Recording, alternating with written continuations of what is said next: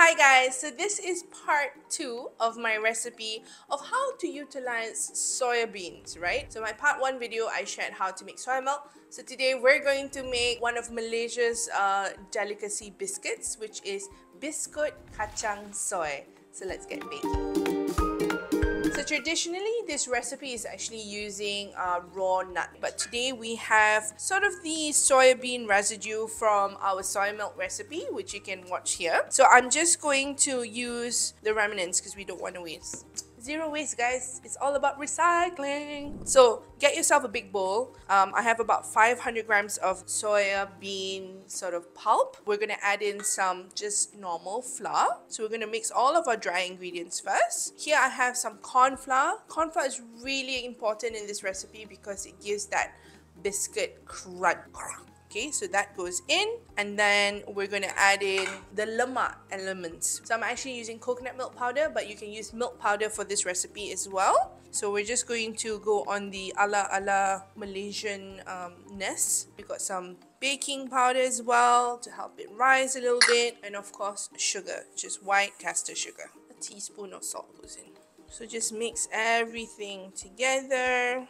So the wet ingredient for this recipe is vegetable oil. So once your mixture is a little bit like crumbly like this and it's all kind of mixed together, there's no big lumps, no lumps like sugar lumps or anything like that, we can slowly add the vegetable oil. So we're gonna add in our oil, mix to combine, and you want to mix your oil until the cookie becomes like a dough. Your dough kind of comes together and there's no more white bits, and you know that everything's mixed up really nice. So that's done. Get yourself a baking tray with some baking paper. So once your dough kind of like comes together like this, it's like sticky and you know it's easy for you to ply it together. What you want to do is you want to make just little, I would say half a golf ball size.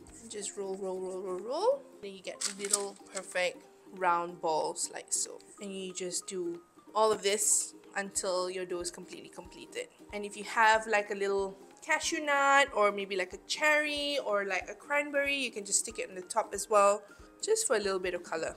But we also need to egg wash it with a little bit of egg. So just before we pop it into the oven, I'm going to bring up my oven to 170 degrees Celsius, and we're going to bake this for 10 to 15 minutes. And the house smells like Raya because that's when I only bake my cookies, and the cookies are ready.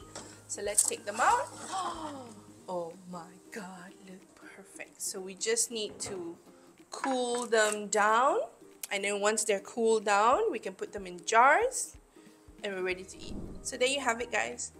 My version of biscuit kacang soy. Traditionally, we use it with peanuts, but today we're zero waste. I hope you like this recipe. If you do, please don't forget to comment, like, and subscribe. Until next time, it's me, Sulaiman.